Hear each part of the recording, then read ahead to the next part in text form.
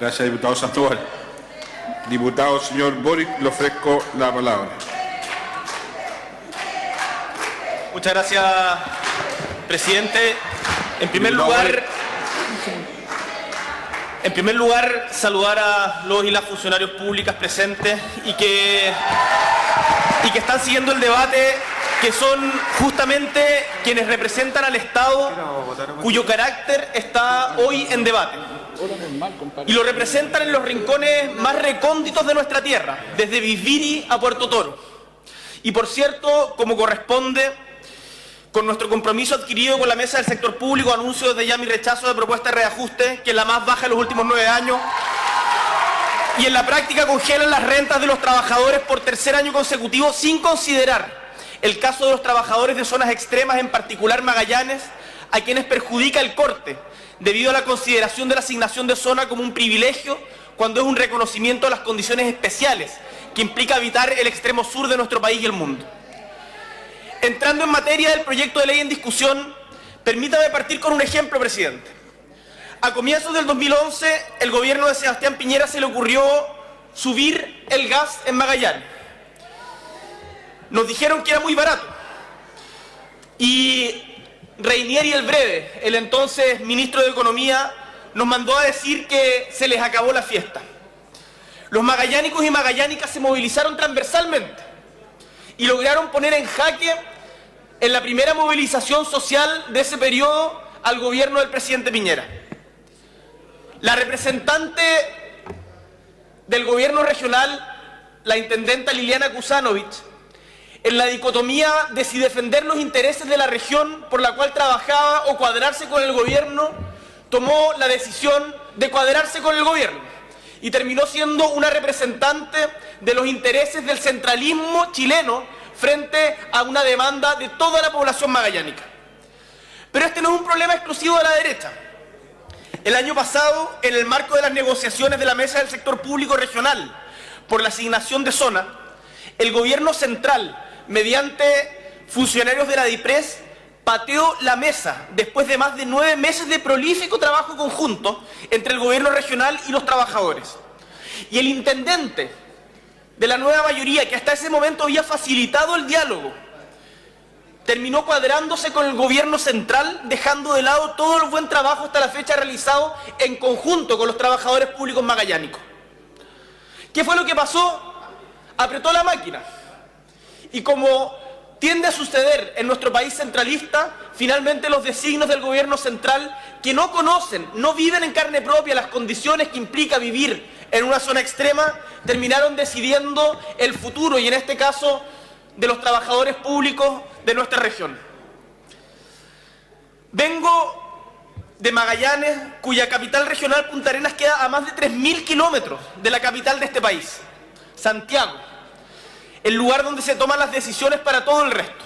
Se diseñan las políticas públicas, se deciden los presupuestos, el lugar donde la élite económica y política se reparte el resto de Chile, sacrificando territorios y comunidades.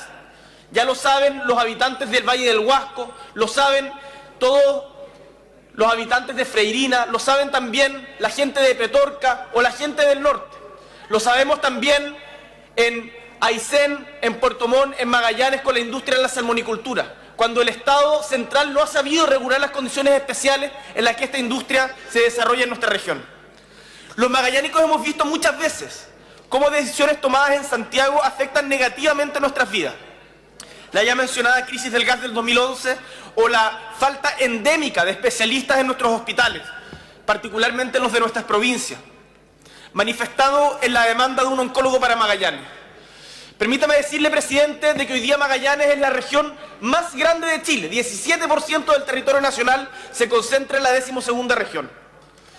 Sin contar la Antártica, por cierto, con la cual sería más del 60%. Sin embargo, concentramos solo el 1% de la población regional y, por lo tanto, como no hay tantos votos, al final del día las decisiones santiaguinas terminan imponiéndose por sobre los designios de la voluntad de quienes viven y habitan el territorio austral.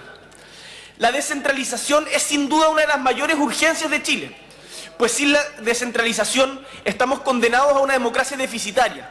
toda vez que esta es la aplicación radical del principio democrático y su manifestación concreta es la autonomía territorial.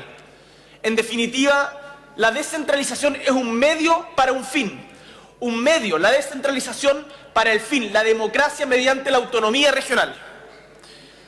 Nuestro país ha sido centralista desde los primeros años de la construcción del Estado, donde se impuso la oligarquía santiaguina al proyecto federalista de Freire e Infante. Desde 1829, la derrota de la batalla del Ircay, que Chile, y en particular sus regiones, viven bajo los designios del poder central. Hoy nuestro país es uno de los más centralizados del mundo en cuanto a poder, a recursos y gente. Chile, desde la característica que tenemos hoy día, es inviable. No puede ser una ciudad en donde habita prácticamente el 45% de la población nacional como es Santiago. Y he empezado a pensar recién en los últimos años sobre la descentralización, trasladando gradualmente poderes desde Santiago hasta las periferias geográficas. Sin embargo, este traspaso se ha venido haciendo de arriba hacia abajo, empezando a nivel nacional y luego bajando poderes hacia las regiones, luego a las provincias y finalmente a los municipios. La solución pareciera ser el principio subsidiario, de subsidiariedad, desde luego no aquel que hace referencia al Estado neoliberal de Estado subsidiario, sino el principio de subsidiariedad territorial, el que para la Organización de Ciudades y Gobiernos Locales Unidos, CGLU, es la base del proceso de descentralización. De acuerdo con este principio, las responsabilidades públicas deben ser ejercidas por las autoridades electas más cercanas a los ciudadanos. Este proyecto, como nos ha dicho el Gobierno, es parte de una agenda más amplia y por lo tanto involucra solo una de sus dimensiones, la descentralización política, dejando para después la descentralización administrativa y económica, que deberán tratarse en otras leyes, de transferencia de competencias y de rentas regionales respectivamente. También queda pendiente, por cierto, la presentación del proyecto de fortalecimiento de los municipios. Por ello, gran parte de la regulación en detalle se deja para leyes orgánicas constitucionales que vendrán más adelante.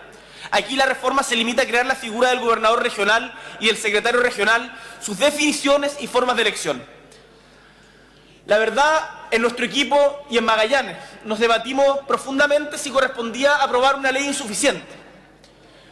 Pero cuando algunos senadores de la nueva mayoría empezaron a señalar de que era mejor esperar y tener las competencias primero, la verdad es que el escenario que se comenzó a dibujar fue aquel en donde se iba a postergar una vez más un avance que sin lugar a dudas es significativo para la descentralización de nuestro país.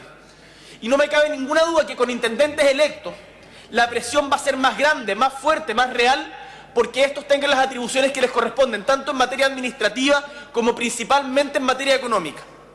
Por lo mismo, ¿qué duda cabe que el proyecto de ley que hoy nos encontramos votando es insuficiente?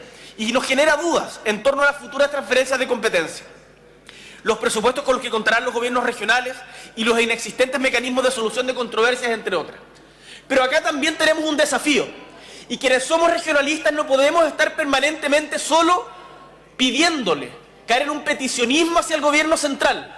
Tenemos que construir poder local, tenemos que desde nuestros territorios exigir y construir una forma de gobierno que haga inevitable ese traspaso de competencia. No basta solamente con pedir, no basta solamente con quejarnos frente a Santiago. Tenemos que ir construyendo nuevas formas de ejercer el poder desde nuestras mismas regiones. Es por esto y esperanzado que los otros proyectos de ley que forman parte de la agenda descentralizadora despejarán las dudas del proyecto que votamos hoy, que me parece un avance histórico, sustantivo para las regiones, que podamos elegir a nuestras autoridades ejecutivas.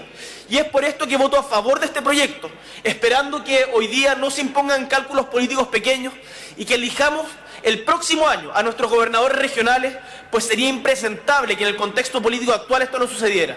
Hoy damos un primer paso, pero uno que es necesario dar. Muchas gracias, presidente. Gracias, diputado. Quisiera pedir la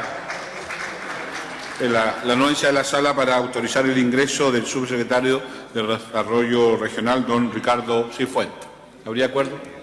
Muy bien, aprobado. Indique al señor Cifuentes que puede ingresar a la sala.